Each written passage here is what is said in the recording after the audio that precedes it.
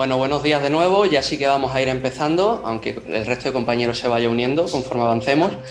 Nada, bienvenidos a una nueva actividad formativa del Colegio de Abogados de Málaga, esta vez organizada por el Grupo de Abogados Jóvenes, contando, pues bueno, un honor hacerla con quien contamos.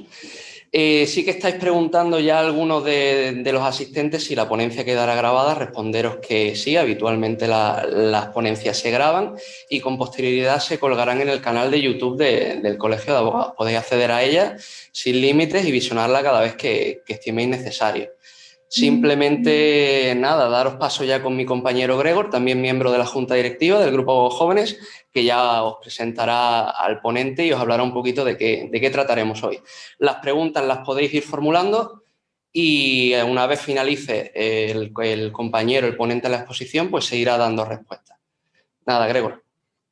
Bueno, hoy tenemos el placer de contar con Vicente Marín Zarza, letrado del Ilustre Colegio de Abogados de Granada, con más de 20 años de experiencia en materia de inmigración y extranjería, y es referente profesional en el sur de España para dichas materias, y además es el fundador de varios sitios web de las más importantes en estas materias, de las que destacan probablemente la que casi conocéis todos, para inmigrantes, con más de 600.000 visitas al mes.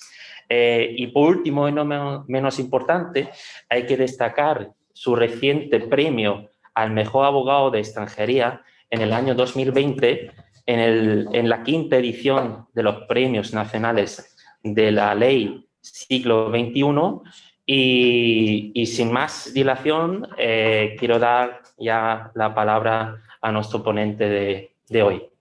Vicente, cuando puedas. Buenas tardes ya. ¿Qué tal todos? Pues para mí un placer poder estar con el Ilustre Colegio de Abogados de Málaga. No es la primera vez que participo en algún evento y muchas gracias también al Grupo de Abogados Jóvenes. Yo ya estoy casi en los seniors más que en los jóvenes, pero bueno, de hecho me han sacado en alguna ocasión en algún evento de blogueros seniors. Todavía no llego, pero ya poco me queda. Y nada, pues os digo que es un honor y un orgullo estar con vosotros y con la gente, con los compañeros de Málaga. Además, para mí Málaga, bueno, ahora menos, ahora bajo menos, porque con esto de los procedimientos telemáticos, pues ya se hace todo por internet, pero bueno, he sido asiduo de la Oficina de Extranjeros de Málaga, de los registros civiles, y estamos muy cerquita, en apenas una hora. Normalmente bajo muchas veces a trabajar a hacer cosas en Málaga. Pues bueno, hoy vamos a hacer una explicación bueno, los que me conocen ya saben que yo trabajo con procedimientos de extranjería y nacionalidad española. Tengo la oficina aquí en Granada, pero nuestra mayor actividad es online, es decir, nuestros clientes no provienen fundamentalmente de aquí de nuestra ciudad, sino que provienen de nuestro portal en internet, donde los captamos y donde podemos, pues bueno, ya con las nuevas tecnologías y sobre todo este último año con el tema de la pandemia, ya habéis visto que muchos procedimientos administrativos se han convertido en telemáticos. Pues, algunos de estos procedimientos que casi era ciencia ficción, ¿no? Que pudiéramos hacerlos por internet, pues ya los estamos haciendo de forma telemática. Y no ha sido ya en un proceso esto sí poquito a poco, sino que de golpe pues se nos han abierto un montón de procesos telemáticos, y esto nos permite, pues bueno, pues tener clientes, que es lo que ocurre en nuestra empresa, ¿no? En nuestro despacho, nos permite tener clientes de toda España. Pero esto no es nuevo. Realmente desde el año 2015, sobre todo en mi ámbito, que hago extranjería y nacionalidad, pues en mi ámbito hubo una novedad importantísima, que fue la nueva aprobación del nuevo reglamento de nacionalidad española y sobre todo la incorporación de nacionalidad española por residencia, me refiero, y la incorporación de la posibilidad de hacer el procedimiento de nacionalidad por vía telemática, ¿vale? Es una novedad importantísima. Pensad que el proceso de nacionalidad, cuando yo empecé a trabajar ya me meto ya de lleno, después de saludar, me meto ya de lleno un poco en lo que vamos a hablar hoy, que es de nacionalidad española, en particular de nacionalidad española por residencia, que es el procedimiento más común, ¿vale? Pero, como os digo, desde el año 2015, pues esto ha sufrido pues un importante cambio. Ya en aquel entonces estuve en el año 2015, o si no fue a principios del 16, final del 2015, allí en el Colegio de Abogados de Málaga, dando una charla sobre este proceso telemático. Era ya 2016, al principio del proceso telemático. Y bueno, han cambiado muchas cosas y algunas no tanto, y vamos un poco a repasar todo esto, ¿vale? A ver, os voy a compartir también a modo de presentación, ¿vale? Por lo menos para hacerme un poco de guía, ¿no?, de lo que vamos a hablar. Como os digo, voy a hablar de la nacionalidad española, del proceso de adquisición de la nacionalidad española por residencia, fundamentalmente, pero realmente hay otras formas, otras maneras, otros tipos de procedimientos de nacionalidad o de formas de adquirir la nacionalidad, ¿vale? Seguramente habéis escuchado hablar de la nacionalidad por opción, habéis oído hablar o conocéis, mejor dicho, aquellos que lleváis extranjería los conocéis perfectamente, a los que no lleváis extranjería, nacionalidad, pues igual os suenan un poquito menos, pero también hay otra forma de adquirir la nacionalidad por posesión de Estado y otra forma de adquirir la nacionalidad por carta de naturaleza. Esas son básicamente las cuatro vías de adquisición de la nacionalidad cuando no la tienes. Otra cosa diferente sería el reconocimiento de la nacionalidad originaria, ¿vale?, cuando eres español de origen, a través de otros procedimientos. Eso lo vamos a dejar un poco de lado. Hoy hablamos de esos cuatro procedimientos. Pues como decimos, el fundamental es el de la nacionalidad por residencia, ¿vale? Nacionalidad por residencia, para que os hagáis una idea, prácticamente más de 100.000, depende de los años, ¿no?, pero entre 70, 80, 100.000 personas han estado solicitando aproximadamente al año esta nacionalidad, y todos los años pues se resuelven miles y miles de expedientes de nacionalidad cuando un extranjero, ¿vale?, es residente legal en España. Es decir, aunque hay distintas formas de adquirir la nacionalidad, el procedimiento de nacionalidad por residencia, la adquisición de la nacionalidad cuando eres residente legal, es la principal vía de adquisición de esta ciudadanía española, de esa ciudadanía comunitaria, y es la que nos llega fundamentalmente a nuestras oficinas, a nuestros despachos de abogados. Es importante que tengáis en cuenta que la incorporación de este procedimiento telemático,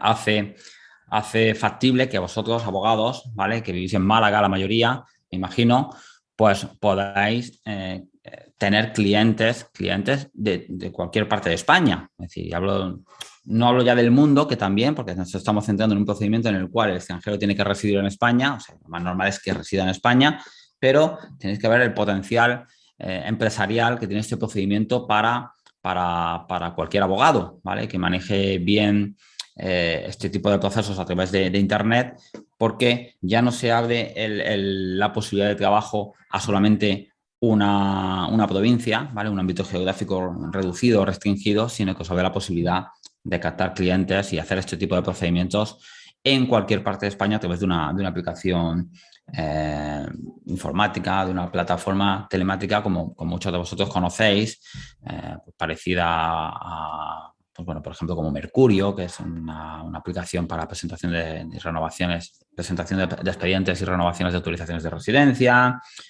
o bueno, algo similar a Mercurio, ¿vale?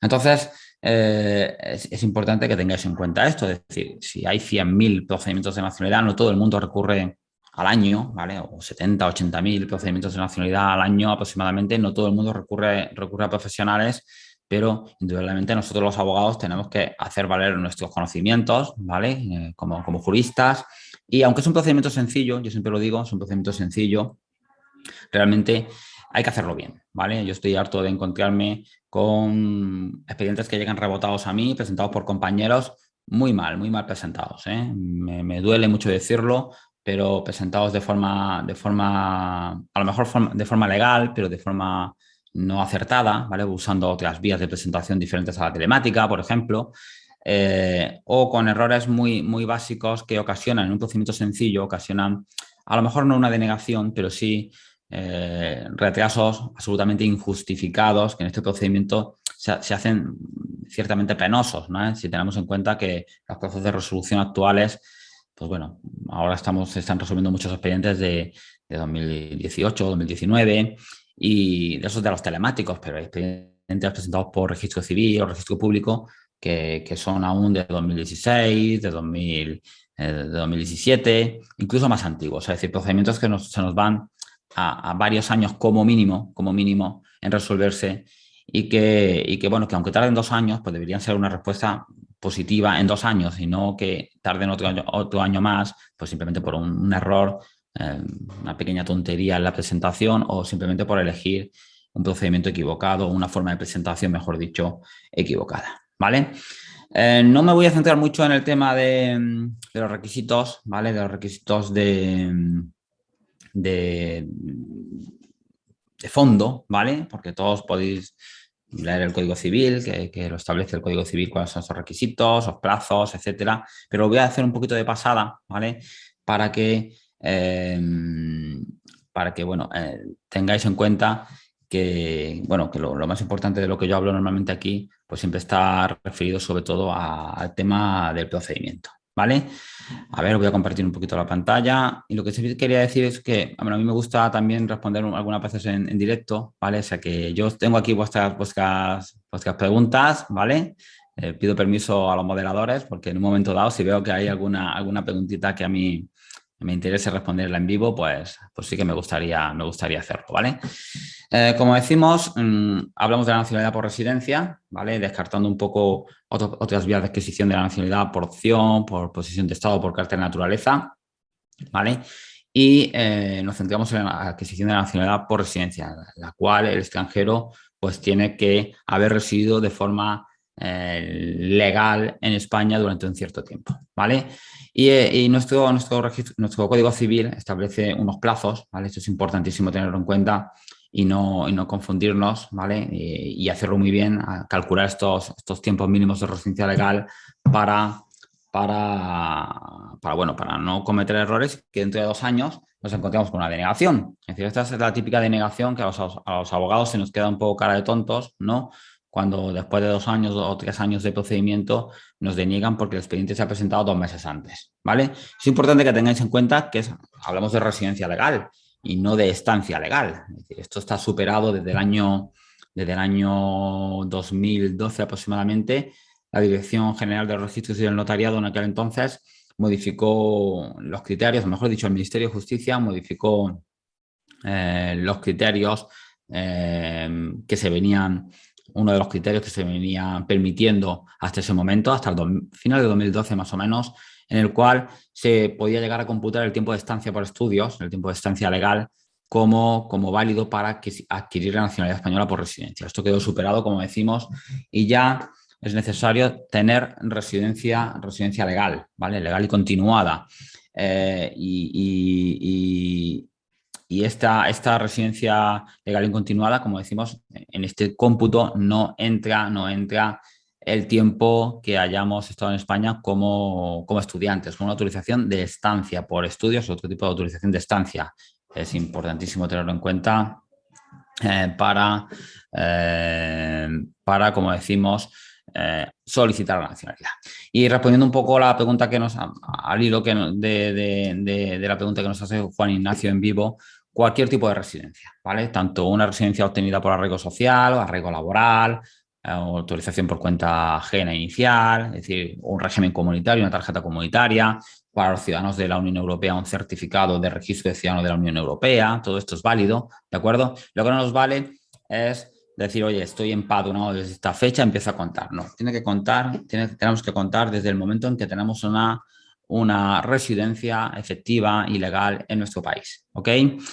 El Ministerio de Justicia incluso, y ahí contar los plazos, que como sabéis tenemos un plazo general de 10 años que luego se va reduciendo según determinadas circunstancias. Por ejemplo, tenemos el de 10 años es el plazo general, el que le correspondería, por ejemplo, a un ciudadano marroquí, ¿vale? Que lleva aquí 10 años de residencia, pues a partir de los 10 años y nunca antes, es decir, esto es muy importante, no nos vale bueno, es que lo voy a presentar ahora, pero como me van a dar la respuesta dentro de un año aproximadamente, pues lo presento un año antes, porque cuando se tenga la respuesta, no, es el momento de la solicitud, inmediatamente anteriores al momento de la solicitud. Por lo tanto, es muy importante que hayamos computado bien estos plazos, ¿vale? 5 años para refugiados y luego tenemos, a ver si lo puedo enseñar aquí, efectivamente, 2 años para algunos supuestos en particular, es uno de los más comunes, el de los iberoamericanos, ¿vale? Que viven en España, casos de Guinea Ecuatorial, Andorra, Filipinas, Portugal y los de origen sefardí, y un plazo ultra reducido de 1 año para los supuestos de nacido en España, el que no haya optado oportunamente a la nacionalidad, si haya pasado el plazo, por ejemplo, el que se ha casado con español, viudo español, hijo nieto de españoles de origen, o el que haya estado bajo la tutela de una institución española durante al menos 2 años. Estos serían los plazos. Entonces, claro, el momento en el que llega nuestro cliente al despacho y dice que quiere solicitar la nacionalidad española, que quiere conseguir el pasaporte español, lo primero que tenemos que ver es si realmente cumple los plazos de solicitud, ¿vale? Como un requisito como un requisito de fondo, pero también como un requisito de forma, ¿vale? Es decir, es un requisito de fondo en el sentido de que necesita un tiempo de residencia legal y continuado, y es un requisito de forma en el sentido que no puedes hacer la solicitud si no cumples este requisito, porque vamos, estarías cumpliendo este plazo, ¿vale? Entonces es súper importante que tengáis en cuenta esto. ¿Nosotros qué hacemos en la oficina? Cuando llega el cliente y nos dice quiero solicitar, lo primero que miramos es los plazos, ¿vale? Es decir, la primera pregunta es ¿cuánto tiempo llevas en España? ¿Qué tipo de tarjeta has tenido? ¿Vale? Es muy importante diferenciar, porque la gente te va a decir, yo es que llevo en España 15 años, no puedes quedarte con esa respuesta, ¿vale? Porque llevas en España 15 años, lo mismo llevas 5 años con residencia legal y necesitas 10, y los otros 10 que estás diciendo que llevas en España, a lo mejor has estado en situación irregular, aunque empadronado. Entonces no nos vale computar los tiempos de empadronamiento, ni como decíamos los de estancia legal. Habrá que ver cuánto tiempo de residencia legal y efectiva se ha llevado en España y, sobre todo, si ha habido interrupciones también. Es decir, si ha llegado a poder, por ejemplo, el extranjero a poder tener una interrupción de su tarjeta y luego haber obtenido otra. Eso también es muy importante porque la residencia debe ser legal y continuada. Entonces, lo primero que hacemos es verificar esto. Cuando no tenemos claro esto, ¿vale? Porque de la tarjeta que nos muestra el extranjero o de la información que nos da el extranjero no lo tenemos claro, hay una pequeña duda, es muy recomendable, y nosotros lo hacemos, pedir un certificado de residencia, ¿vale?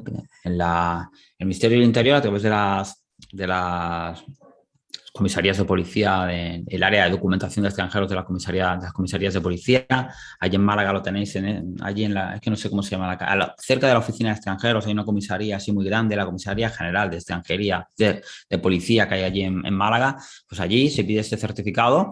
Esto es presencial, o lo podéis hacer con un poder o el propio interesado, se pide un certificado y el propio área de documentación de extranjeros de la Policía Nacional es el que nos va a decir cuánto tiempo de residencia lleva el extranjero desde que pidió su primera tarjeta, cuando la renovó, y entonces vais a mirar las fechas y vais a aseguraros de que lleva los tiempos necesarios para hacer la solicitud.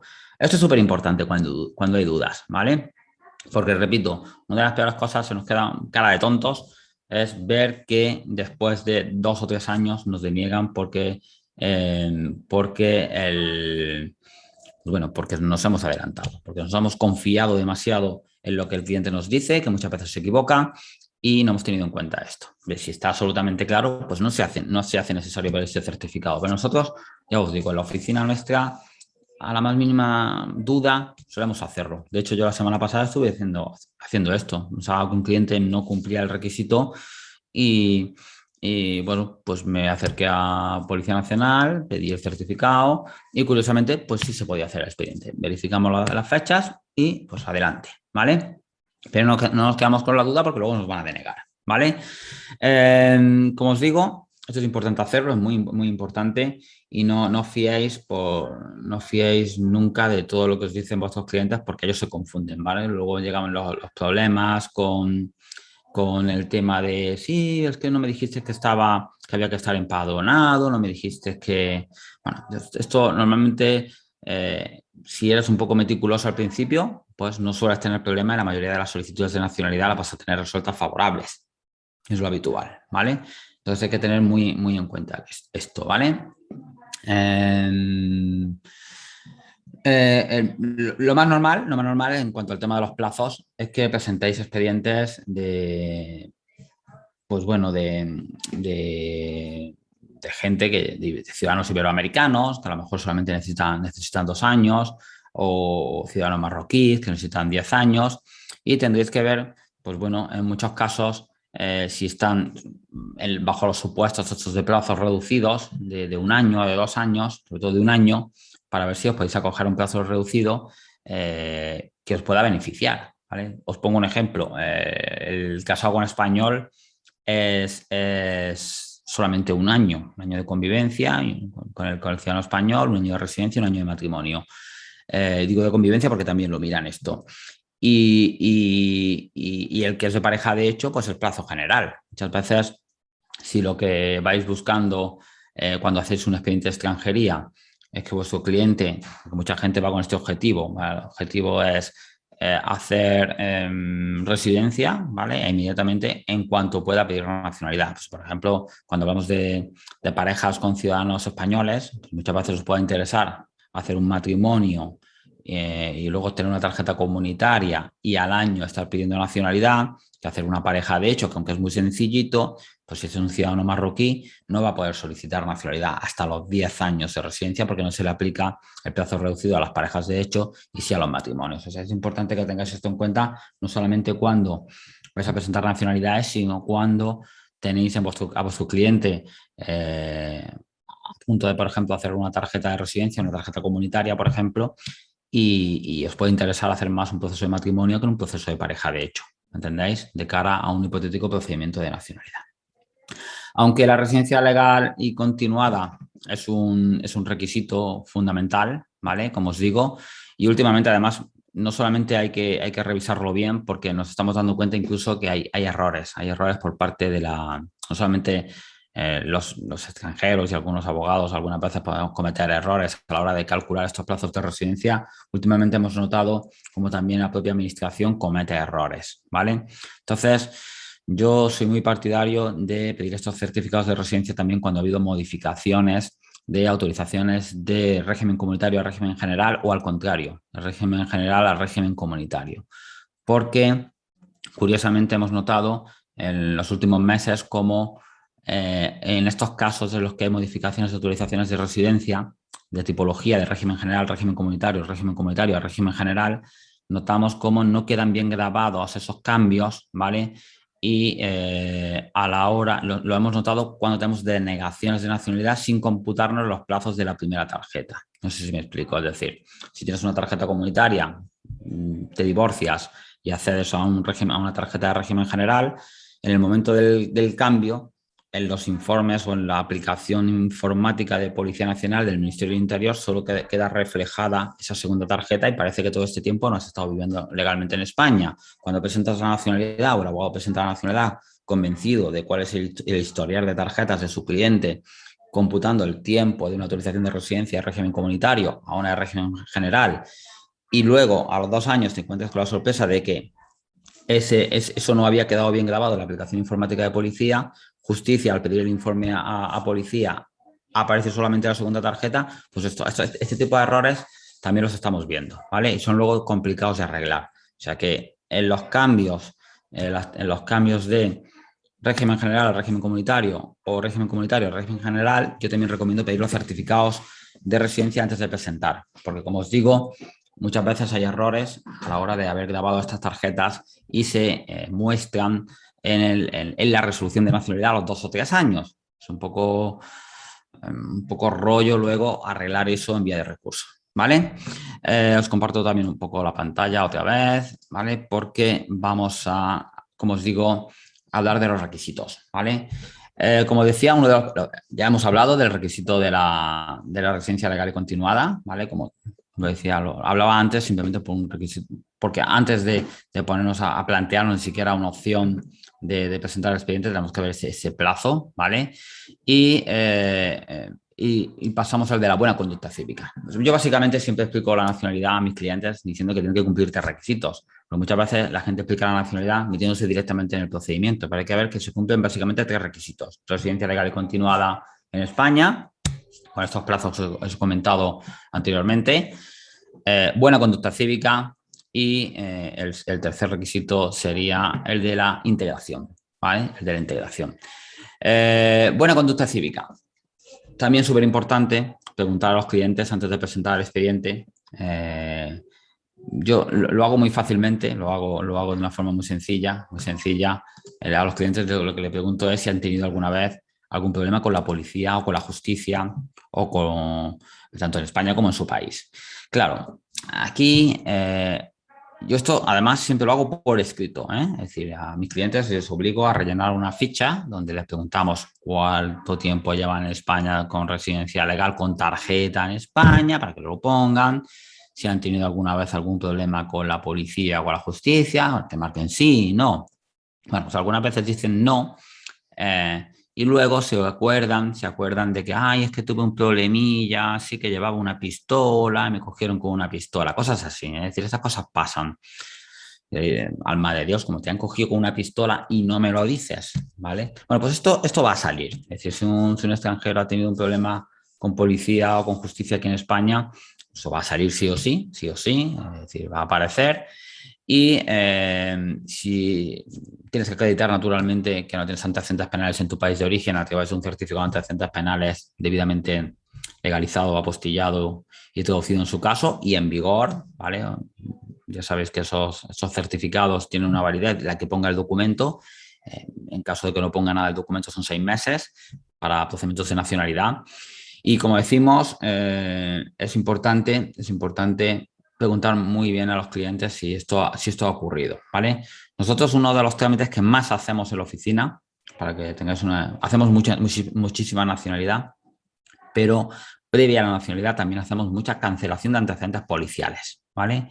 Nuestros clientes de origen extranjero, muchos de ellos tienen antecedentes policiales, muchos de ellos han cometido delitos en España y entonces es súper importante que verifiquemos que si existen esos antecedentes y si existen, si es posible cancelarlos y si es posible cancelarlos, tanto los penales como los policiales, cancelarlos antes de la solicitud. Es decir, no presentéis expedientes con antecedentes porque es una tontería. Es decir, si son antecedentes policiales que no han dado lugar a ningún procedimiento judicial o han dado lugar a un procedimiento judicial que está archivado o ha habido una sentencia absolutoria, pues eso no va a ser motivo de denegación de la nacionalidad, pero sí va a ser motivo de un requerimiento. O sea, hay que cancelar todo. Hay que hacer un expediente limpio. Queremos que cuando el expediente llegue a justicia y justicia pida los informes al registro de penados y rebeldes y pida los informes al Ministerio del Interior, a la Dirección General de la Policía, a la Dirección General de la Guardia Civil, ahí no haya nada, porque si hay algo que luego puedas justificar, pues sí, es verdad, me detuvieron, pero luego hubo un sobreseimiento de la causa judicial o hubo una sentencia absolutoria. Al final, ese requerimiento debe ocasionar meses y meses de retraso. O sea, no queremos esos retrasos. O sea, hay que intentar a toda costa cancelar todos estos antecedentes policiales para que el expediente llegue absolutamente limpio, ¿vale? Limpio a justicia y en el momento de la resolución, en el momento del estudio, de la calificación del procedimiento, pues sea un expediente impoluto que permita una resolución a la primera, ¿vale? El cliente no debe saber nada de ti durante el procedimiento. Esa es la idea, ¿vale? Que tenga la sensación de que, bueno, le di los papeles a Vicente y Vicente me está llamando, me ha llamado 2 o 3 veces para decirme que todo está bien, que todo está en trámite y lo siguiente que me ha llamado es para decirme que está resuelta la nacionalidad. Esa es la idea. Y esto se consigue solamente siendo muy meticuloso con el cómputo de los plazos, siendo muy meticuloso con este cumplimiento del segundo requisito. Y en cuanto el cliente te dice, bueno, es que una vez tuve un problemilla con un vecino, pero eso no acabó en nada, ¿no? Vino la policía, pero allí no pasó nada.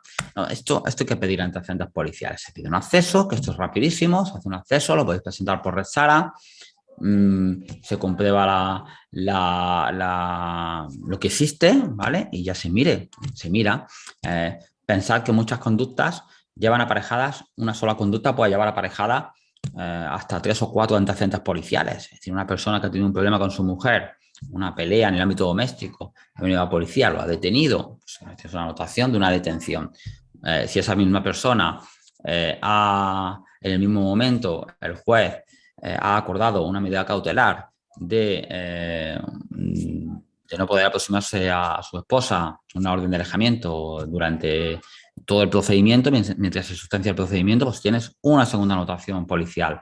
Si además, antes de la celebración de la vista o del juicio, te hicieron una localización del domicilio porque no te conseguían encontrar el juzgado, tienes otra anotación policial. Entonces, al final, una sola conducta puede llevar aparejada hasta 3 antecedentes policiales. Si luego hay un juicio y hay una absolución, sí, te vas a tu casa absuelto, pero tienes 3 antecedentes policiales que con esos 3 antecedentes policiales, justicia no te va a resolver la nacionalidad de forma favorable. Por lo menos te va a preguntar qué ha pasado con eso. Y si te pregunta, eso es un año de retraso, para que os hagáis una idea. Es decir, esto no es como un procedimiento de extranjería donde hay un requerimiento y básicamente en los 15 días contestas y está todo arreglado. Aquí un requerimiento es fatal, ¿vale? Entonces esto hay que mirarlo muy bien y hay que asegurarse de que el extranjero no tiene ningún tipo de ninguna cosa rara en policía o en justicia, algún procedimiento abierto, etcétera, ¿vale? El tema de la buena conducta cívica, ojo también porque el CNI también, como sabéis, también emite un informe dentro de estos procedimientos de carácter interno. Estos son más difíciles de discutir. Es decir, cuando el CNI dice que perteneces como me ha pasado a mí en alguna ocasión, algún cliente tuyo te dice, ¿sabes que tu cliente ha pertenecido a la red de inteligencia cubana? Ahora, a ver cómo discutes al CNI, por qué dice el CNI que tu cliente es un espía cubano, o porque dice el CNI que recomienda que se deniegue la nacionalidad porque tu cliente ha estado en un chat donde en un grupo de WhatsApp donde la persona que ha fundado el grupo de WhatsApp está investigada por pertenecer a grupos islamistas, yihadistas, de estos proislámicos, de estos medio terroristas. Entonces, claro, pero esto pasa, ¿eh? Pasa. A lo mejor es más raro que os pase. A nosotros nos pasa porque llevamos muchos y al final alguno pasa, ¿vale? Pero esto hay que también verificarlo. Lo que pasa es que tiene menos defensa, porque discutir con un informe de CNI, que es por seguridad nacional, pues puede ocurrir, ¿vale? En muchas ocasiones, para verificar esto, el CNI lo que hace es citar a los clientes, los llama por teléfono, o pueden llamar incluso a vosotros si habéis dejado vuestros datos de contacto y podéis hablar vosotros con ellos, pero normalmente el CNI lo que quiere es hablar con el cliente, se toma un café con el cliente, habla con ellos y la mayoría son informes favorables y no pasa nada, ¿vale? El tercer requisito, ¿vale? Para adquisición de la nacionalidad, voy a ir un poquito rápido que si no nos da tiempo, es el de la integración. Pues bueno, la integración ya sabéis que la integración antes del 2015 se valoraba con una pequeña entrevista que hacían en el registro civil, donde preguntaban una serie de cosas, veían en esa entrevista si más o menos manejabas la lengua español, ¿vale? Y incluso llevabas unos testigos donde los testigos decían que estabas integrado, que sí, que no había ningún inconveniente en que pudieras adquirir la nacionalidad española y justificabas básicamente que tenías medios de vida o estabas trabajando. Bien, esto era un rollo. ¿Por qué? Porque una persona que vivía a lo mejor en Cataluña, se iba al registro civil de Barcelona a hacer su entrevista para valorar la integración, lo hacían los propios juzgados, los juzgados de registro civil, el juez encargado de registro civil emitió un informe favorable de integración dependiendo de esos datos, ¿no? De esa pequeña entrevista que hacía, si estaba trabajando, lo que habían dicho los testigos, etcétera. Entonces, ¿qué ocurre? Que a lo mejor en Barcelona te hacían unas preguntas súper complicadas y te ibas a Cádiz, al registro civil de Cádiz, y las preguntas eran muy sencillitas, era una mera conversación, no había preguntas, era una conversación. Y en el registro civil de Almería o de un pueblo de Almería te preguntaban quién era el gran capitán y cómo se llamaba la mujer de Aznar, ¿vale? O de Rajoy. Estamos hartos de ver, pues bueno, noticias noticias en la prensa sobre, bueno, han llegado a la nacionalidad porque no sabe quién es la mujer de Rajoy, cosas de este tipo, ¿no? Entonces, esto era un rollo, porque había una desigualdad entre cómo se valoraba la integración en un determinado juzgado, en un registro civil, y cómo se valoraba en otro.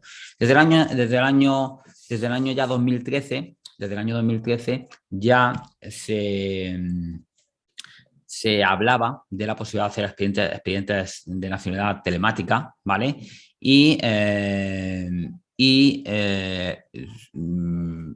Incluso ya se habló del año 2013, en una reunión que yo estuve en Madrid con el Ministerio de Justicia, ya se hablaba de la posibilidad de que la integración se valorara a través de un examen que incluso ya se apuntaba al Cervantes, al Instituto Cervantes, como el posible órgano que haría este examen. Y así fue, en el año 2015 se incorporó esta medida de valorar la integración a través de la superación del examen CCSE, un tipo test, y en los casos de los países en los que el ciudadano extranjero no se habla castellano, ¿vale? Los países de no habla castellana o español, pues de la superación de un DELE nivel A2, ¿vale? Esto es obligatorio, ¿vale? Esto es obligatorio, hay excepciones, aquí os he puesto algunos, también os puse en la presentación los casos de dispensa, pero como norma general, pues un ciudadano iberoamericano solamente hace CCSE, pero un ciudadano marroquí, un ciudadano ruso, pues tiene que hacer DELE, esos exámenes no los hacen los menores de edad, ni los que han superado la ESO, pero como norma general, pues hay que hacer los exámenes. No son exámenes complicados, las mayores dificultades que vais a tener son probablemente en algunos casos con la superación del examen DELE en la parte oral, pero es algo que bueno que hay que hacer, es decir, esto no tiene mucha ciencia, ¿vale? Se está haciendo dispensas en casos muy puntuales, ¿vale? De personas muy mayores, con muchas dificultades de aprendizaje, pero en la mayoría de los casos las personas que son, vamos a decir, analfabetos funcionales, es decir, aquellas personas que saben hablar y entienden el castellano, pero no saben escribirlo ni leerlo. En algunos casos solo en algunos casos se está haciendo dispensa parcial del examen escrito, pero sustituyéndolo por un examen oral, haciendo sustitución por un examen oral. Esto no sé hasta qué punto nos merece a nosotros los abogados meternos en estos casos de dispensa, solamente en los casos que sea absolutamente imposible hacer el examen o superar el examen escrito, pero normalmente no compensa, ¿vale? Compensa más que el cliente se prepare el examen y haga su examen y lo apruebe, la mayoría de las veces lo suele ser así, que pedir dispensa, porque las dispensas están tardando y en la mayoría de los casos únicamente se están dando dispensas parciales, o sea, al final el cliente va a tener que hacer el examen, ¿vale? Yo cuando llega un cliente de 40 años de origen marroquí que lleva 15 en España y me dice que no sabe leer y escribir, le digo, oye, pues español lo vas a hacer. ¿Vale? Porque qué mínimo que en 15 años que llevas en España es una persona que es joven, ha podido perfectamente aprender el idioma, tanto hablarlo, entenderlo, como escribirlo y leerlo. Entonces es lo mínimo que se te pide para ser español. O sea que o estudias o no, o posiblemente la dispensa que no te la van a dar. De hecho, está habiendo muchas denegaciones de dispensa porque hay mucha gente que le pasa esto y al final el Ministerio de Justicia entiende que no tienes el grado de integración suficiente como para dispensarte del examen. Bueno, existe una causa para dispensarte del examen y que, por lo tanto, si quieres la nacionalidad, tienes que superar el examen, acreditar tu integración y de esa forma conseguir la ciudadanía española, ¿vale? Procedimiento. Vamos un poco al procedimiento, ya un poco más metidos de lleno. Como sabéis, las formas de presentación. A ver, os comparto un poco. Las formas de presentación, ahora mismo básicamente, antiguamente solamente se hacía en el registro civil, ahora ya no se presenta la nacionalidad en el registro civil, ¿vale? Ya esto desde junio de 2017 ya se ha limitado la posibilidad de presentar nacionalidades por residencia. Otras nacionalidades sí se presentan en el registro civil como nacionalidad por opción, pero la de residencia no se puede presentar ya en el registro civil, aunque hay muchos procedimientos todavía en trámite de los presentados en registro civil, ¿vale? Aquellos anteriores a junio de 2017, pero desde esa fecha ya no se pueden presentar expedientes en el registro civil, ¿vale? Entonces ahora básicamente se presentan o por vía telemática, ¿vale? O por vía registro público, el propio registro de la Gerencia Territorial de Justicia del Ministerio de Justicia en la comunidad autónoma, o en registro de subdelegación de gobierno, algunos ayuntamientos también que tienen los convenios estos como ventanilla única. O incluso se puede presentar por correo postal, incluso se podría presentar por Red Sara, ¿no? Por registro electrónico común. Pero sin duda la vía recomendada y la que nosotros los abogados debemos usar es la vía telemática, ¿vale? Yo sé que es muy sencillo coger los documentos, preparar todos los documentos y llevarlos a su delegación de gobierno y presentarlos allí, que te los digitalicen y te los manden para Madrid. Eso no es presentación telemática, eso es presentación a través de registro. Cuando hablamos de presentación telemática, hablamos de la plataforma de nacionalidad específica que tiene habilitada el Ministerio de Justicia, que puedes entrar en Internet y que simplemente poniendo web de nacionalidad española te sale esa plataforma donde te logueas con tu certificado digital, el interesado o nosotros como abogados, como representantes voluntarios, y podamos hacer esta solicitud. Esta es la vía recomendada. Entonces, para mí, me da mucho coraje cuando después de 6 años prácticamente con proceso telemático, veo todavía expedientes presentados por abogados que no han usado la vía telemática, y que se han presentado por vías que aunque son legales, están bien presentados, no se puede decir que no esté bien, pero puedo entender que un abogado que a lo mejor no está habituado en la materia, que coge pocos expedientes, pues puede usar la vía del registro público, correcto, pero un abogado que se diga experto en derecho de extranjería y nacionalidad debería usar la vía telemática sí o sí, porque eso es lo que más favorece al procedimiento para nosotros como profesionales. Es muy fácil usarlo, muy fácil tener controlados los expedientes de nuestros clientes, recibir notificaciones, aportar requerimientos, hacer recursos, etcétera. Muy fácil, todo mucho más ágil. Y en cambio, la presentación por cualquier vía, pues puede hacer esto por registro público o por correo postal, incluso que es posible, pues va a ocasionar retrasos absolutamente injustificados, ¿vale? Pensad que cuando un expediente de nacionalidad llega por registro público a justicia tiene que volcar todo ese expediente a la plataforma telemática. Eso es un proceso que es muy tedioso, ¿vale? Es muy tedioso para ellos. Entonces, esto es lo que ocasiona muchísimos retrasos, ¿vale? En cuanto a, como profesionales, ya sabéis que tenemos habilitada una vía de una plataforma específica de colegiados. El Ministerio de Justicia firmó convenio con el Consejo General de la Abogacía hace ya por lo menos 3 años, donde se habilitó una especie de plataforma específica, colegial, en la que los abogados podíamos presentar a través de esa plataforma. Esto siento decir que a mí no me ha convencido, ¿vale? No me ha convencido, porque no ha supuesto ninguna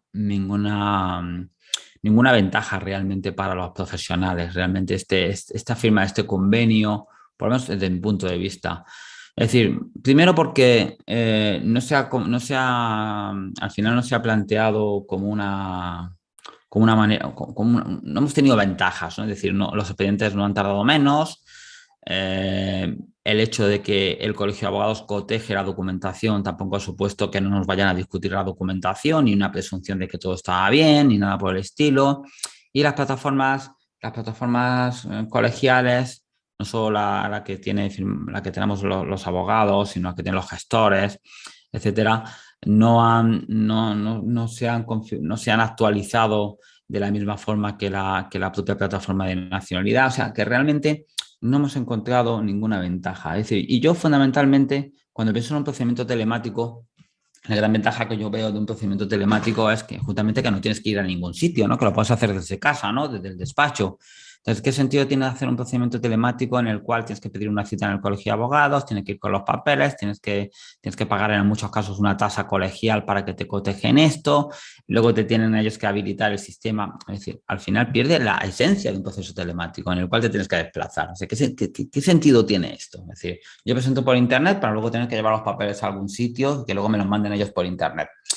Esto no tiene razón de ser, ¿no? El proceso telemático ágil es aquel que tú estás en casa con tu certificado digital, interactúas con la administración de forma telemática, pero no presencial. Entonces, desde el mismo momento que la plataforma de los colegios de abogados tiene un trámite presencial, que es el de presentación presencial, porque tienes que ir allí con los papeles a que los cotejen, pues deja de tener sentido, ¿no? Si fuera que dices, no, es que si lo hago así, este expediente va a tardarme 2 años, me va a tardar 3 meses o 5 meses, oye, pues lo hacemos perfecto, lo hacemos, no hay ningún inconveniente, pero va a tener una ventaja fundamental para nuestros clientes, y hubiera sido muy interesante de forma de cara a que los profesionales hubiéramos pues bueno, sido como los abanderados de este procedimiento, como ocurre en otros países, ¿no? Que obligatoriamente tienes que hacer procedimientos de extranjería con personal habilitado, colegiado, y no puedes hacerlo por ti solo ante la administración. Pero eso en España no ocurre. Entonces, al final presentarlo por las plataformas colegiales, yo sinceramente es que no he presentado ni uno, he presentado miles de expedientes de nacionalidad. Miles, todos los hago por plataforma telemática normal, ¿vale? Cuando presentamos por la vía telemática, pues ya sabéis que pues hay que reunir todos los documentos, hay que digitalizarlos bien, y hay que pues mandarlos telemáticamente, ¿vale? Hay que tener muy en cuenta todo el tema de digitalizar bien, que se vean bien los sellos, etcétera, etcétera, y se manda por plataforma con nuestro certificado digital. Con una simple autorización, cualquier abogado puede presentar este expediente sin ningún inconveniente. No hace falta un poder notarial, ¿vale? Hay que pagar la tasa, que actualmente es de 103,02, que se paga en el banco. También se puede hacer pago telemático, o sea que eso no es problema.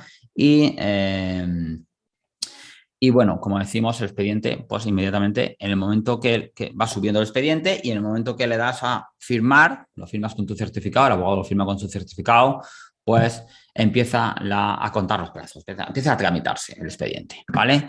En la tramitación del expediente, como decíamos antes, hay varios informes internos, ¿vale? Ya sabes que importantísimo informe de policía, del que hemos hablado, para verificar si hay antecedentes policiales, para verificar el tipo de residencia legal y continuada, los informes internos tanto de CNI como de penados y rebeldes. El propio Cervantes también emite un pequeño informe, es automático, pero hay un informe también de Cervantes de superación de los exámenes. Y durante el procedimiento pues puede pasar varias cosas, ¿no? Que haya algún requerimiento que tengamos que contestar, o que en un momento dado ya tengamos una respuesta, ¿vale? Que sea positiva o negativa, o que haya ausencia de respuesta, porque este procedimiento, si no tiene respuesta en un año, pues ya sabéis que interviene la figura del silencio, en este caso negativo, y a partir del año se puede poner la famosa demanda judicial contencioso administrativa ante la Audiencia Nacional, ¿vale? La notificación. Si todo está bien, si cumplimos todos los requisitos estos de residencia legal y continuada, buena conducta cívica, integración, etcétera, pues lo más normal es que tengamos una notificación, una resolución favorable, ¿vale? Una resolución favorable.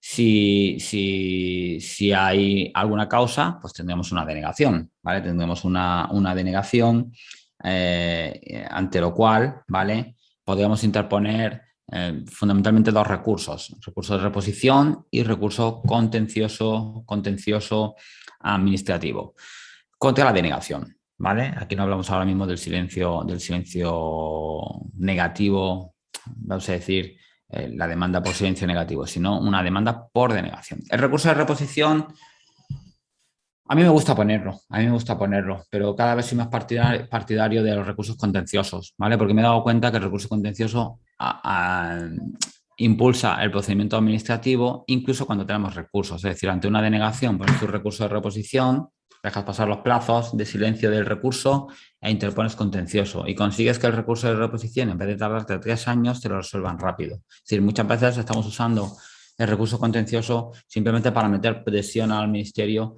y que resuelva los expedientes, tanto los expedientes que no tienen respuesta por silencio negativo, por no ser contencioso, tanto los expedientes que tienen una denegación y que estamos convencidos de que esa denegación va a prosperar. Nos vamos al contencioso, a la Audiencia Nacional, porque conseguimos muchas veces que el recurso de reposición se resuelva antes. Es decir, muchos de estos procedimientos contenciosos no llegan a sentencia porque al poner las acciones judiciales, justicia revisa los expedientes, los resuelve, ¿vale? Los resuelve, y los procedimientos judiciales acaban en una satisfacción extraprocesal, ¿vale?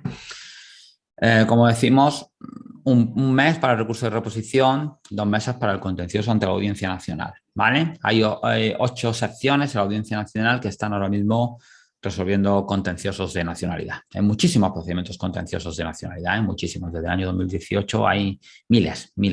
Nosotros aquí en la oficina fácilmente hemos puesto más de 1000 contenciosos de este tipo de procedimiento, ¿vale? Cuando la respuesta es positiva, ¿vale? Muy importante, muy importante. Y antes de hablar de la jura, yo a los profesionales no entiendo que los profesionales puedan habilitar como domicilio a efectos de notificaciones el del cliente. Es súper importante que los profesionales llevemos las riendas del procedimiento de principio a fin, ¿vale? Y para mí, en todos los procedimientos de extranjería o nacionalidad en los que intervengo, siempre me pongo yo mismo como receptor de las notificaciones telemáticas. La única manera de que el cliente, y más en estos casos donde los clientes después de 2 años o 3 años de procedimiento, el cliente a lo mejor se ha mudado y ya no está en casa, le mandan una carta, no la recibe nadie, se pierde, van pasando los plazos, etcétera, etcétera. O sea, hay que poner a la hora de hacer la solicitud como domicilio a efectos de notificaciones al profesional, al abogado que interviene en el procedimiento y recibir notificaciones telemáticas para poder tener un control total del procedimiento. Además, la vía perfecta para recibir notificaciones llegan por carpeta ciudadana de una forma súper sencilla. Recibimos la notificación, la descargamos, luego ya comunicamos al cliente y de esa forma tenemos un control total de todas las fases del procedimiento, tanto si hay algún requerimiento como si hay una resolución estimatoria o de denegación. En el caso de que sea una resolución estimatoria de adquisición de la nacionalidad, de concesión de la nacionalidad española por residencia, pues el siguiente que habrá que hacer va a ser la famosa jura de nacionalidad. Bueno, la jura de nacionalidad es un acto obligatorio, en el cual el extranjero jura fidelidad, no respeto a la Constitución y al rey. Y en ese acto también se renuncia a la nacionalidad de origen si es obligatorio, porque no haya convenio de doble nacionalidad, o se mantiene la nacionalidad de origen, por ejemplo, con países iberoamericanos, en el caso de que sea factible esta conservación de la nacionalidad de origen. La jura de nacionalidad es un acto muy sencillo, pero donde nos encontramos muchas dificultades, sobre todo con el tema de los plazos, ¿vale? Con el tema de las citas, porque algunos registros civiles, desde que tienes la resolución, te dan cita, pues a lo mejor para apenas unas semanas o pocos meses, un par de meses, y ya en algunos registros civiles nos estamos encontrando con citas, no sé, para mayo del año que viene. Entonces, claro, esto después de esperar 2 o 3 años de expediente, ahora otros 7 o 8 meses o incluso más tiempo para la jura, pues hasta el final el expediente de nacionalidad se hace súper tedioso. La gente se desespera muchísimo, muchísimo. Ya sabéis que en el año 2013 hubo una especie de plan extraordinario que se permitió hacer juras en notaría. Esto ahora mismo no está permitido, las juras hay que hacerlas en el registro civil. Si bien es cierto que estamos analizando, por lo menos yo aquí en la oficina, la posibilidad de que ya con la nueva reforma de la ley del registro civil, que ya sabéis que fue ahora a final de abril, pues hay un articulillo ahí que parece que habla de la posibilidad de hacer juras en notaría, ¿vale? Hacer juras en notaría nuevamente. Pero bueno, ahora mismo no se están haciendo porque no hay esa posibilidad, no está habilitado todo el sistema técnico que permitiría hacer una jura en notaría y que luego el notario pasara los datos para inscripción de nacimiento en el registro civil competente, pero es posible que en breve lo podamos hacer, ¿vale? Es posible que ya parece que tenemos cobertura jurídica para poder empezar a hacer juras en notaría. Las juras de nacionalidad, como decimos, ahora tenemos también un problema añadido, es el problema de que justamente ahora estamos en plan de choque. El plan de choque es un procedimiento extraordinario que tiene en marcha, unas medidas extraordinarias que tiene en marcha el Ministerio de Justicia para intentar sacar adelante los casi 300.000 expedientes que tiene atascados de nacionalidad. Desde marzo hasta noviembre, pues se van a inyectar prácticamente 1,5 millones de euros para procedimientos de nacionalidad por residencia y 1.800.000 y el resto para procedimientos de nacionalidad para descendientes de origen sefardí, con la intención de pagar las horas extras de los funcionarios que van a encargarse en su tiempo libre de resolver expedientes de nacionalidad. Entonces, esto va a ocasionar, desde marzo hasta ahora, hemos tenido muy pocas resoluciones de nacionalidad y posiblemente ahora, durante el verano hasta noviembre, vamos a tener posiblemente miles de resoluciones de nacionalidad. Eso va a ocasionar un efecto de retraso en las juras brutal, ya lo veréis. Es decir, que todo el plan de choque pues tener un efecto muy positivo en la resolución de expedientes, pero un efecto muy negativo, y es la acumulación de juras en los registros civiles que normalmente no están preparados para esta avalancha de resoluciones. Entonces, avanzas mucho en la resolución de expedientes, pero luego se te retrasan con el tema de las juras, de los retrasos en las juras, ¿vale? Después de la jura, ¿vale? Este acto súper solemne, ¿no? Donde ya el extranjero se convierte en español, se procede a lo que es la inscripción de nacimiento, ¿vale? Donde, pues, en el mismo acto de la jura se hace como una especie de borrador con una hoja declaratoria de datos que rellena el interesado, donde pone todos sus datos, datos del padre, datos de la madre, etcétera, etcétera. Y se hace la inscripción de nacimiento en el registro civil. Desde la inscripción de nacimiento es efectiva la nacionalidad es efectiva desde la jura, pero solamente se puede demostrar con la partida de nacimiento, ¿vale? Una vez obtenida esta partida de nacimiento, que normalmente tarda los registros civiles estos 10, 15 días en hacerla, no suelen tardar mucho más, pues ya se puede obtener el famoso DNI y pasaporte español en comisaría, ¿vale? Pero no se es español desde que se obtiene el DNI y el pasaporte, sino desde el momento de la jura, ¿vale?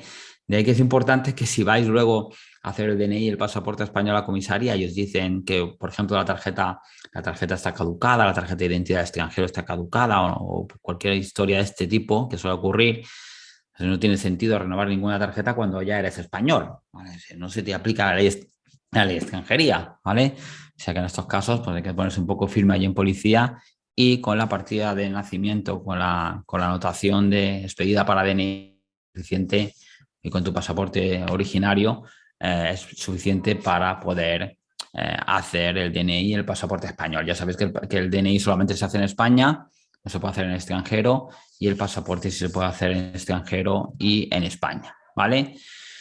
Bueno, he corrido a la parte final para intentar dejarme todo más o menos listo. Y si os parece bien, pues yo estaré encantado de poder responder todas las preguntas que me podáis formular por aquí.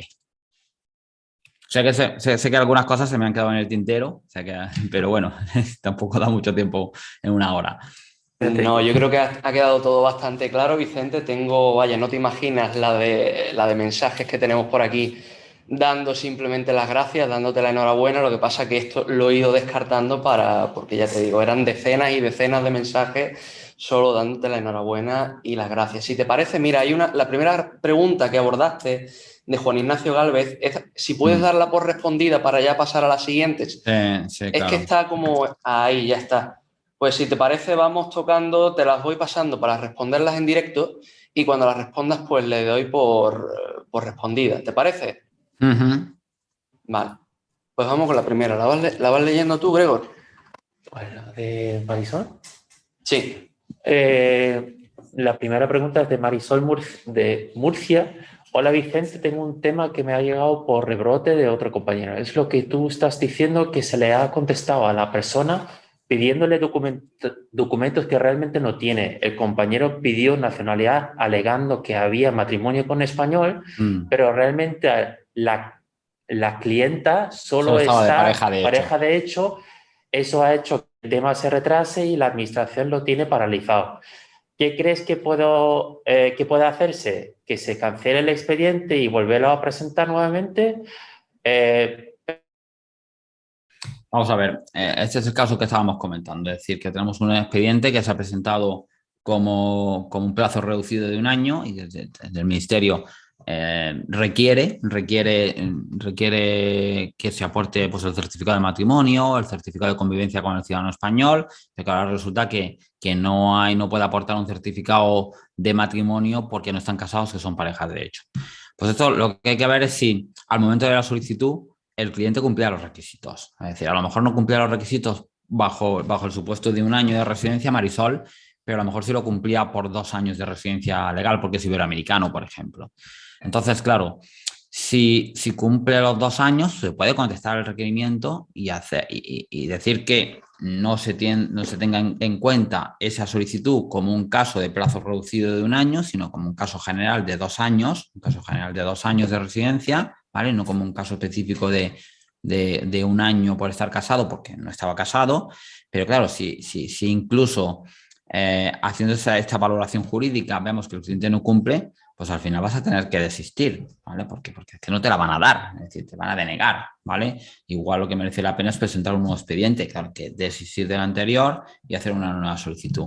Y yo normalmente intento siempre comprobar que de una u otra forma podemos acogernos a alguno de los plazos normales, en este caso, a ver si pudiéramos acogernos al plazo reducido de 2 años o al plazo general de 10, ¿vale? Pero si no llega, pues entonces y no cumple el requisito porque no ha estado casado, es solamente pareja de hecho, no nos queda más remedio que renunciar al procedimiento. Paso a la siguiente.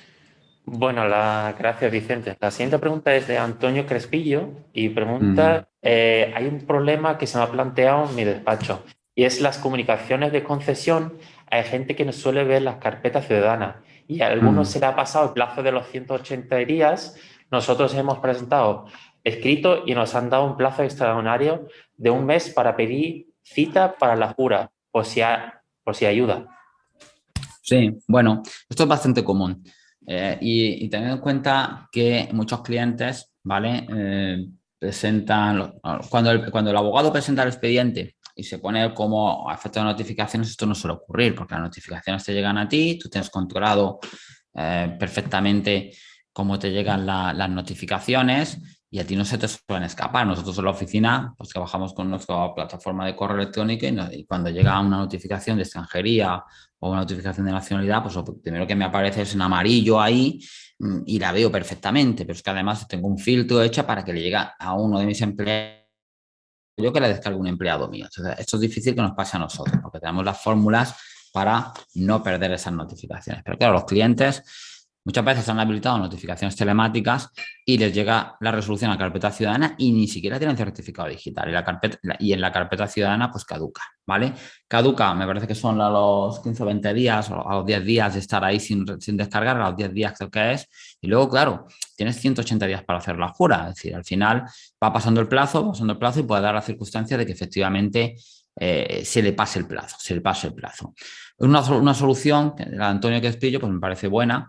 Y yo lo que hago es que muchas veces lo que hago es, ante estos problemas de falta de notificación o notificaciones caducadas, lo que hago es, porque normalmente es difícil que se pase los 180 días, porque la gente sabe que puede ver el expediente en Cómo va lo mío y los problemas se suelen solucionar en el sentido de que la gente en la plataforma de Cómo va lo mío, que es una página web donde consultas el estado del procedimiento, pues ellos ven resuelto favorable. Y está resuelto favorable, pues ya están pendientes de la notificación. No me llega, va pasando y no me llega, a lo mejor puede pasar un mes, puede pasar 1 mes y medio, no me ha llegado, qué raro, ya se busca un abogado y ya comprobamos que se le había notificado por vía telemática al interesado, ¿vale? Incluso hay casos en los que el extranjero no ha consentido notificaciones telemáticas y se notifica telemáticamente, ¿vale? Al interesado, ¿vale? Entonces, en estos casos muchas veces lo que hago yo es que yo esto es un pequeño truco, os lo doy aquí, me autorizan a mí y yo pido la notificación, ¿vale? Y me llega a mí la notificación. Yo soy representante voluntario, solicito, me ha llegado la notificación, me la notifiquen a mí. En cuanto yo la descargo, me emite un acuse de recibo, me da plazo 180 días. Con esto ya no tengo problema en la jura, porque ha empezado a contar los plazos con la notificación que me han hecho a mí, ¿vale? Con esto lo estoy arreglando yo. Pero bueno, también se puede alegar esto, es decir, se puede alegar que no he podido descargar la resolución, como dice Antonio Crespillo, que justicia nos dé un plazo adicional, que puede pasar, ¿vale? Yo nunca lo he visto así, esto nunca lo he tenido yo. Yo normalmente lo que hago en estos casos es sacar certificado del cliente, descargar la notificación, incluso aunque está rechazada, ya hay una instrucción de justicia que da los plazos a los registros civiles para que incluso con notificaciones rechazadas sepan cómo contar los 180 días. Y solemos estar dentro de plazo. Es raro que se nos pasen los 180 días, ¿vale? Para hacer la jura. O sea, esto tiene fácil solución. La más fácil es evitar el problema.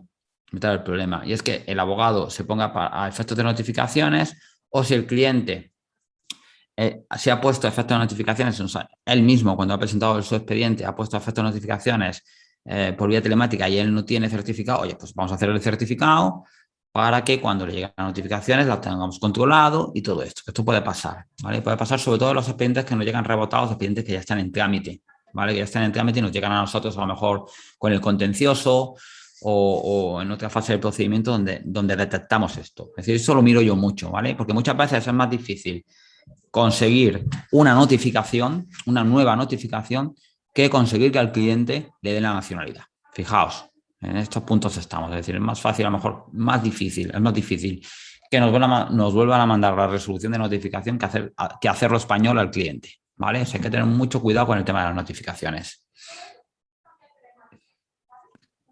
Siguiente. María José Sillero Cano pregunta, ¿los guatemaltecos pueden solicitarlo desde el mismo momento de obtener la residencia legal? ¿Se admite o ponen objeciones? Yo entiendo que sí, pero no por este procedimiento, ¿vale? Los guatemaltecos en particular tienen un convenio específico, ¿vale? Un convenio de nacionalidad con España, Guatemala con España, un convenio que tiene bastante tiempo, en el que hasta hace muy poco, ¿vale? Hasta hace muy poco no hemos tenido muchos problemas y básicamente era como una mera declaración de opción. No se hace por vía telemática, este procedimiento se hace en el registro civil o directamente en el central, en el registro civil central, donde en aplicación del convenio se pide la nacionalidad española siendo apenas residente legal. De hecho, yo he hecho algunos apenas teniendo pocos meses de residencia legal, ¿de acuerdo? Es decir, no es el procedimiento de adquisición de nacionalidad española por residencia. El problema es que se está interpretando de una forma restrictiva ahora mismo en el central, en el registro civil central, este convenio, y se nos está exigiendo a los guatemaltecos residencia permanente o residencia de larga duración, es decir, que hayan llevado más de 5 años en España, lo cual no tiene ningún sentido.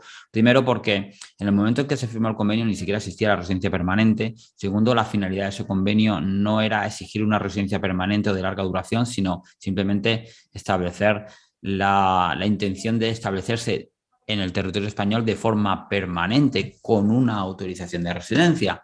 Hasta hace no mucho el convenio se interpretaba correctamente. Algún encargado del registro civil central, de los jueces encargados del registro civil central, sin conocimientos de extranjería, vamos a decir, malinterpretado ese convenio, equiparándolo con una tarjeta de residencia permanente que ni siquiera en la actualidad existe en nuestra normativa, que ya es la residencia de larga duración, y nos están exigiendo en algunos casos residencia de larga duración o permanente para poder aplicar a la nacionalidad a los guatemaltecos a través de este convenio, que es extremadamente ventajoso porque, primero, el procedimiento es muy sencillo, es muy rápido y no hace falta ni siquiera los 2 años que se exigiría si nos acogemos a los plazos normales de un guatemalteco para la adquisición de la nacionalidad por residencia. O sea que yo entiendo que sí lo puede hacer, entiendo que están poniendo...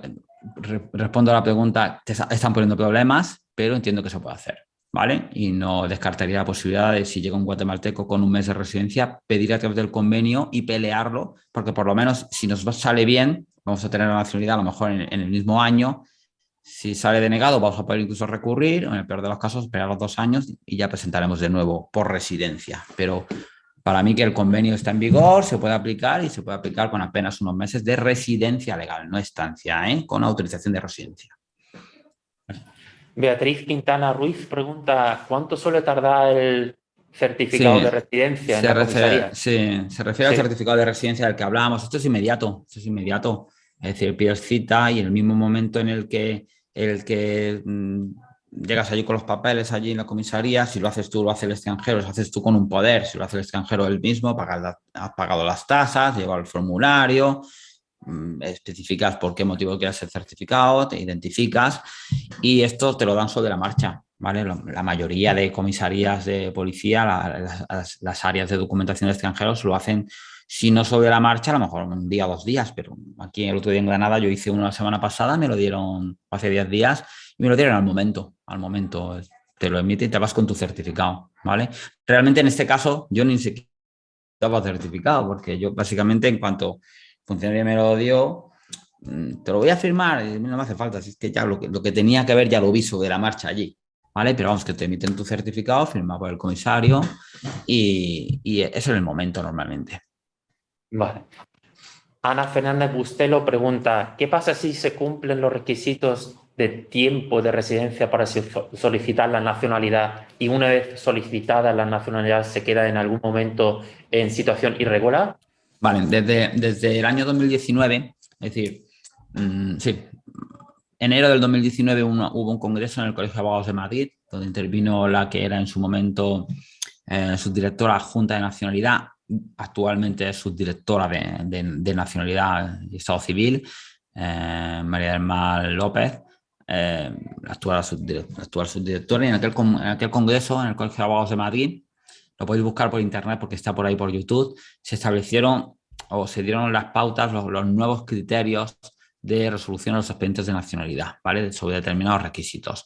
Uno de los criterios de los que se habló fue de la irregularidad sobrevenida, casos en los que al momento de la solicitud el extranjero ha podido solicitar cumpliendo todos los requisitos, entre ellos el de residencia legal, pero en un momento posterior se ha podido quedar sin tarjeta porque no ha renovado, porque se ha ido a su país, por lo que sea, ¿vale?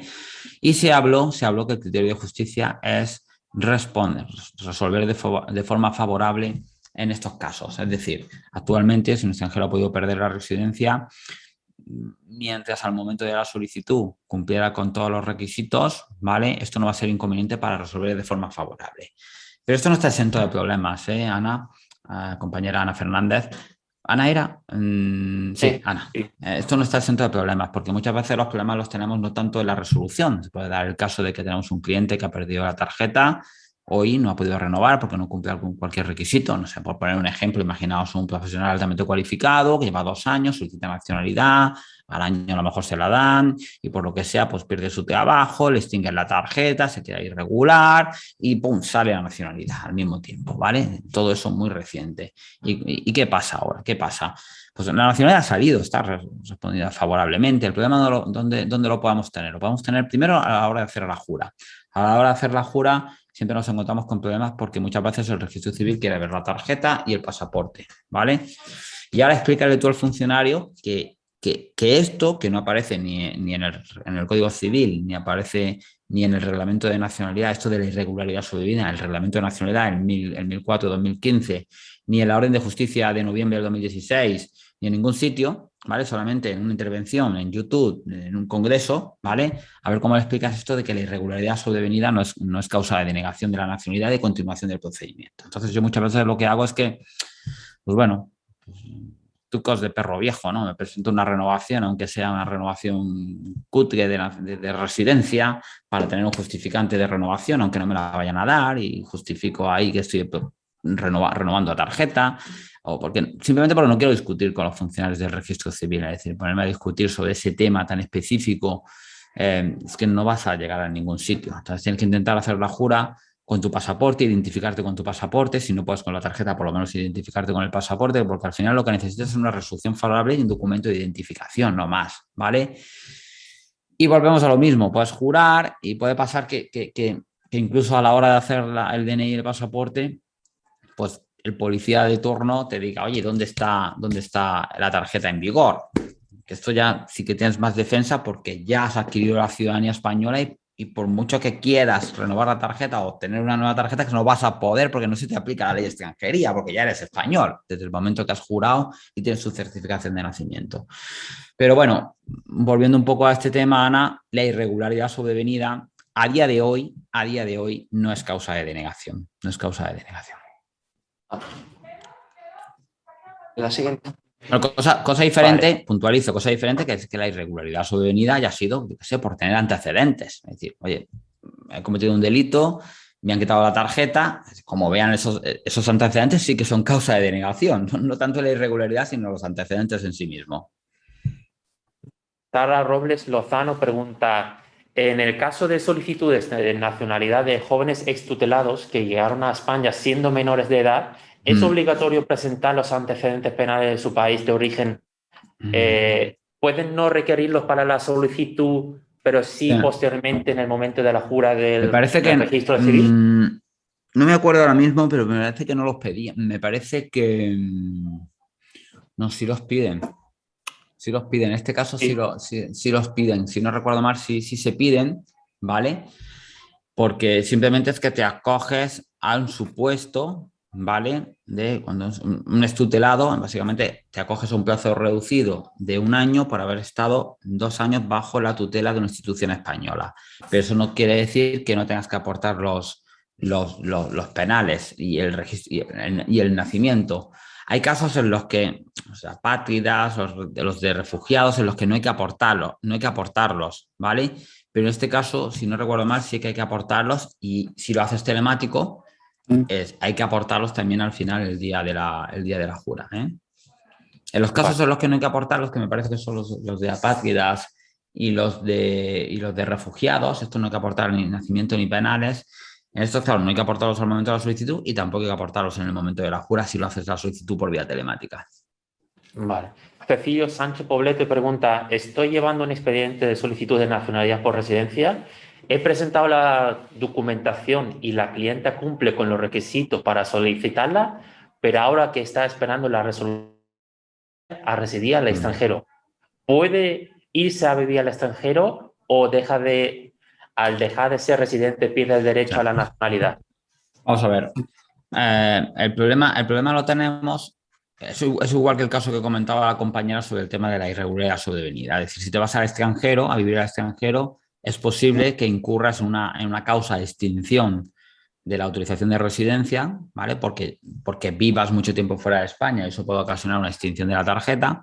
Si esto ocurre, pues estamos en un caso de irregularidad sobrevenida. Ya ha respondido esto, es decir, actualmente, pues jurídicamente no está dando problemas, pero sí en la práctica, ¿vale? Puede dar algún problema.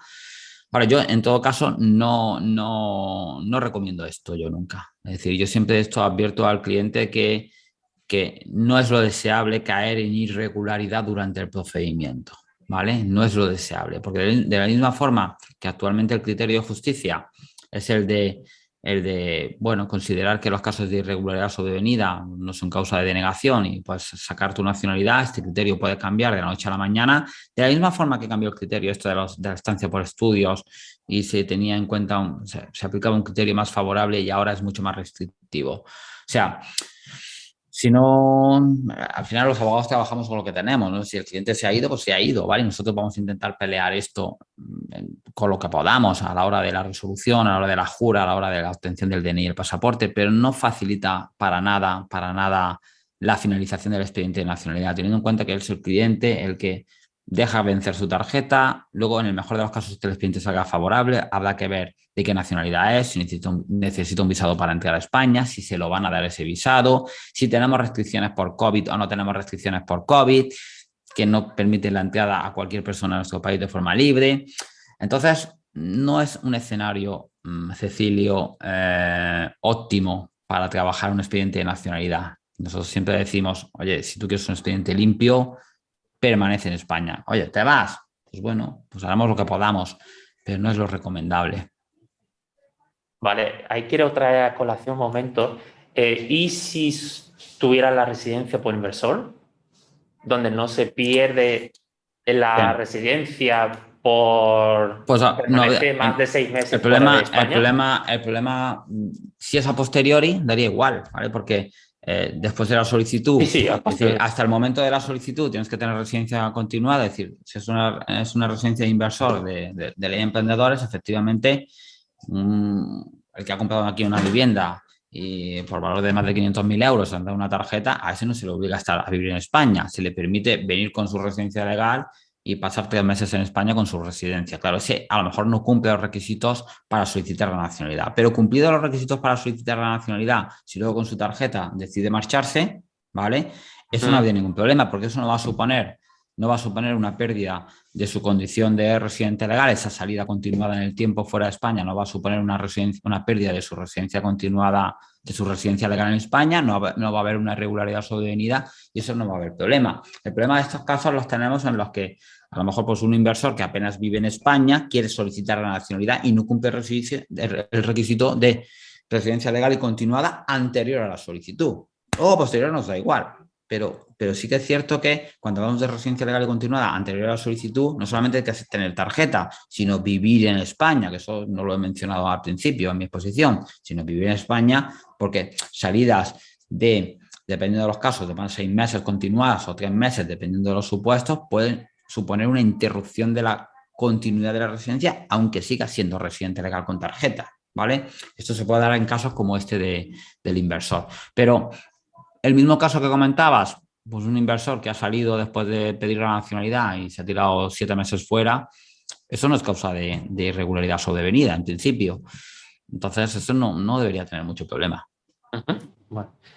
Miguel Ángel Borrego pregunta, en un expediente de argentino con más de 15 años de residencia, se denega la nacionalidad porque a los 3 años de residir en España cometió delito de violencia de género, con pena de prisión de 1 año, que no cumplió por no tener antecedentes. La Audiencia Nacional en recurso también denega la nacionalidad por falta de buena conducta. ¿Cuánto tiempo debemos esperar para que pueda conseguir la nacionalidad sin que afecte a aquellos antecedentes? El tiempo necesario para cancelar los antecedentes. Es decir, aquí hay una resolución administrativa de denegación por falta de buena conducta cívica, hay una resolución judicial de denegación por falta de buena conducta cívica. No se trata ya de un tiempo de esperar para hacer una nueva solicitud. Es que hay que cancelar. Hay que cancelar. Si no cancelamos esos antecedentes penales y policiales, yo recomiendo los dos, tanto penales como policiales, pues yo no presentaría un expediente nuevo hasta tanto no hubiera cancelado esos antecedentes penales. Habrá que esperar los plazos según el delito, ¿vale? Según la sentencia, las penas que se le hayan impuesto, calcular los plazos de cancelación de los penales, y una vez que tengamos cancelados los penales, y de forma correlativa, cancelar los policiales. Y en ese momento solicitar nacionalidad, ¿vale? Es decir, lo que tarde los plazos de cancelación, dependiendo de las penas que haya tenido, que probablemente aquí habrá alguna pena accesoria, y los plazos, y lo que tarde justicia en cancelar y lo que tarde policía en cancelar, ¿vale? Que eso es rápido, eso es rápido. O sea, pero yo nunca presentaría un expediente con esos antecedentes, y menos cuando ya tengo 2 denegaciones, una judicial y una administrativa, nunca presentaría si no he cancelado antes los penales y los policiales. Carmen Sánchez Racero pregunta, nosotros hemos presentado telemáticamente un expediente de nacionalidad en septiembre de 2020. Si llega ya al año y se produce el silencio negativo, ¿hay que ir directamente al contencioso? Sí, claro. Es decir, al año podemos poner la demanda contenciosa. Bueno, la demanda no, se presenta el anuncio primero y luego ya la demanda, justamente pasado el año.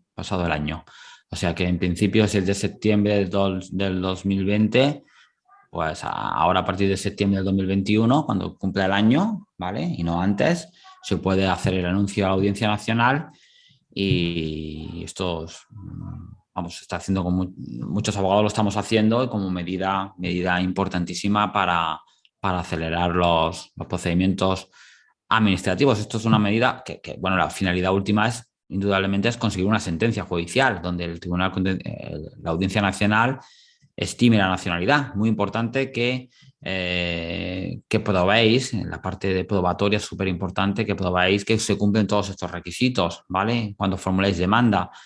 Pero sí, a partir de ahora, de septiembre del 2021, se podía ir directamente y hacer el anuncio de demanda. Probablemente, como en la mayoría de los casos, ese anuncio va a tener un efecto inmediato en el procedimiento administrativo, y posiblemente tengas una resolución administrativa antes que una resolución judicial, como está ocurriendo en la mayoría de casos.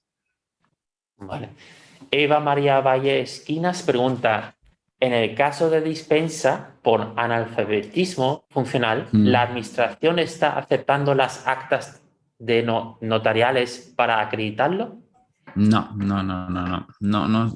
las está aceptando. Esto lo hicimos al principio cuando, bueno, se ha hablado mucho de esto. De hecho, hemos estado esperando prácticamente desde el 2015 una orden que esclareciera en qué caso se va a dispensar. Primero no salió la orden, luego nos dijeron que esto no se podía regular con orden ministerial, sino que tenía que ser con un real decreto, y al final no se ha hecho nada, ¿vale? Llevamos prácticamente 6 años sin tener muy claro todavía los requisitos para acogernos a una dispensa en el caso de analfabetismo funcional. Lo que sí te puedo indicar, Eva, compañera, es que ahora mismo lo que mejor está funcionando son algún informe de la escuela de adultos, ¿vale? Algún documento de que no ha estudiado en el país de origen, y algún informe de las escuelas de adultos que hay aquí en España, ¿vale? Donde especifican que efectivamente tienes un analfabetismo funcional. Con eso puedes conseguir en un momento dado una dispensa parcial, en el mejor de los casos, no una dispensa total. Normalmente se consigue una dispensa parcial, una dispensa que te exime de hacer la parte escrita pero no así la parte oral, ¿vale? Este es un poco el escenario que tenemos. Están dando dispensas a personas ya muy mayores, que sí que es verdad que tienen unas dificultades extraordinarias de aprendizaje, ¿vale? Porque una persona mayor de 70 años, ponerla ahí a que haga el examen DELE, pues que le va a costar mucho trabajo y se puede dispensar del examen. Pero una persona, como decía antes, de, de 45 o 50 años, bueno, en el mejor de los casos se puede conseguir una dispensa parcial, pero no tanto con un acta de notoriedad hecha en un notario, sino con más bien con un informe o un certificado de la escuela de adultos, ¿vale? Con esto lo he hecho yo ya alguno, ¿eh? Con esto he hecho yo alguno. Vale. Laila, nuestra presidenta, pregunta en cuanto a la dispensa de la nacionalidad. ¿Hay que presentarlo, la dispensa, antes de presentar la solicitud de la nacionalidad o se puede hacer conjuntamente con la de nacionalidad? Depende, porque por ejemplo los casos que han estudiado, el extranjero ha estudiado aquí en España, que ha superado la ESO en España, eso lo estamos haciendo sin dispensa. Directamente justificamos en el expediente que ha superado la ESO en España y no pedimos dispensa. Pero en estos casos hay que hacerlo de forma separada. Hay que hacerlo, por un lado, una solicitud de dispensa y por otro lado, la solicitud de nacionalidad. Y yo en estos casos no presentaría nacionalidad hasta tanto tenga una respuesta afirmativa sobre la dispensa. Es decir, los únicos casos en los que estamos presentando dispensas al mismo tiempo que hacemos la solicitud de nacionalidad, que no hacemos dispensa, que hacemos la solicitud de nacionalidad justificando uno de los casos de dispensa, que es haber superado la ESO. Es el único caso en el que lo estamos haciendo así. En el resto, en los casos estos de analfabetismo funcional fundamentalmente o personas muy mayores, solicitamos dispensa y cuando tenemos la dispensa total o parcial, entonces luego ya, si es total, presentamos nacionalidad, si es parcial, hacemos exámenes y presentamos nacionalidad. Hacemos exámenes orales normalmente y nacionalidad.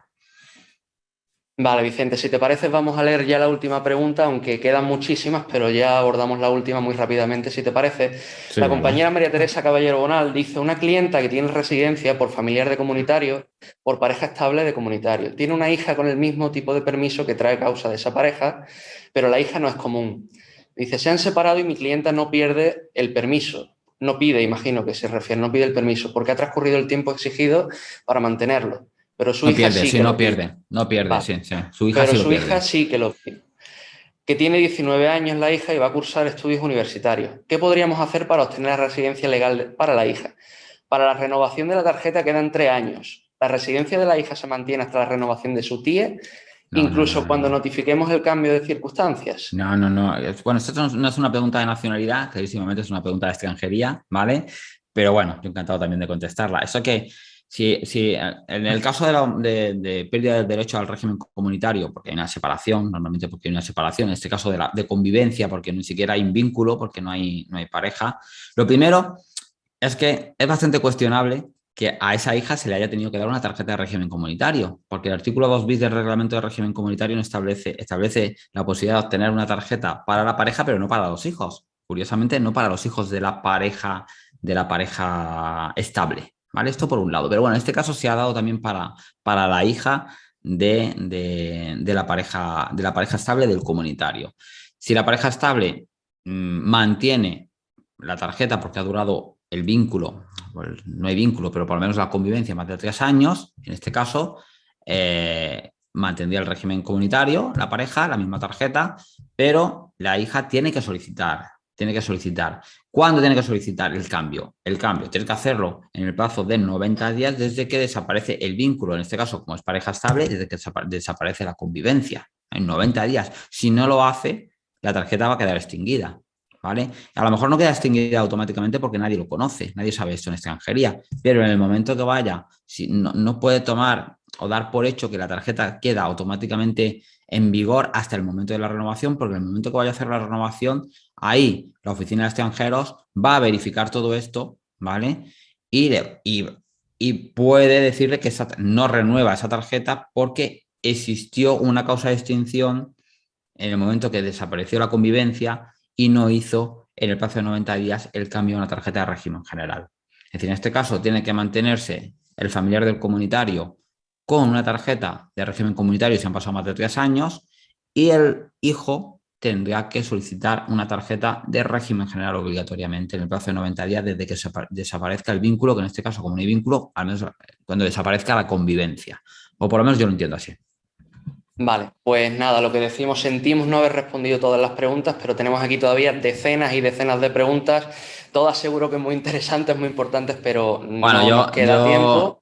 Yo me pongo a disposición de los compañeros. Yo soy abogado de la vieja escuela, tengo 46 años, pero soy de la vieja escuela. Quiero decir que mi maestro Rafael Arca, desde aquí le mando un abrazo muy fuerte y un beso muy fuerte a él y su familia, pues me enseñó que cuando llama un compañero a la oficina, pues hay que dejar todo para atender a un compañero, ¿vale? Eso aprendí yo de mis 5 años de pasantía, que hoy en día eso no se lleva, ¿no? Pero yo hice mi pasantía.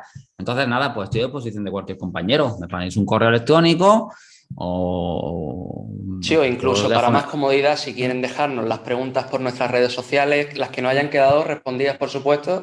Yo me ofrezco, bueno, que tenéis mi correo info@paraindantes.info y yo siempre estoy encantado de poder ayudar a los compañeros, o algunas veces me llaman compañeros a la oficina: oye, Vicente, échame una mano con esto, ¿qué opinas tú? Oye, que sois compañeros y que nada, que yo encantado de poder ayudaros. Yo también lo he necesitado cuando he sido joven y nada, que encantado de poder ayudar a cualquier compañero que tenga algún problemilla de extranjería o de nacionalidad, que pueda contar conmigo, ¿vale? Que yo encantado de poder ayudarle, echarle una mano y nada, que para eso estamos. Pues nada, muchísimas gracias de parte del Colegio de Abogados de Málaga, del Grupo de Abogados Jóvenes de Málaga. Lo dicho, un honor haber contado contigo y un placer, Vicente. Y esperamos que pronto podamos hacer esto, pero no por Zoom, que a mí lo que me gusta es bajar a Málaga. A mí lo que me gusta es bajar a Málaga, hombre. Por supuesto, la próxima vez esperamos que sea pronto, contaremos contigo para alguna formación presencial. Lo dicho, muchas gracias, Vicente, gracias a todos por asistir. Buenas tardes. Gracias a vosotros y un abrazo muy fuerte y espero que nada, que estéis todos con salud y nada, un saludo a todos los compañeros de Málaga, ¿eh? Aquí tenéis vuestra casa, aquí en Granada, mi despacho abierto para lo que necesitáis. Igualmente, Vicente, igualmente. Gracias. Hasta luego. Hasta luego.